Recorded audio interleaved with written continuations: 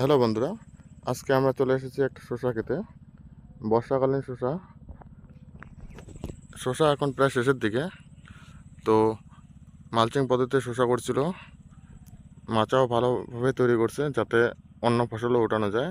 তো চাষি ভাই এখন এই শসা শেষের দিকে, তাই এখন নিচে করলা চারা লাগা দিছে যাতে করলাটাও আগুরি পায়।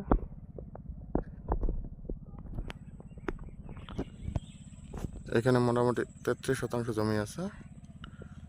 তো শসা এখনো শেষ হয় নাই। শসার নিচে কলা চারা অলরেডি লাগা দিছে।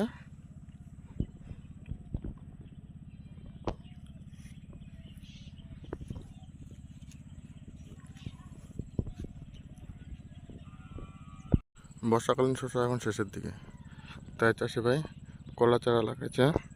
3 ফুট দূরে দূরে একটা করে চারা, একই বেটে একই মাচাতে 2 ফসল।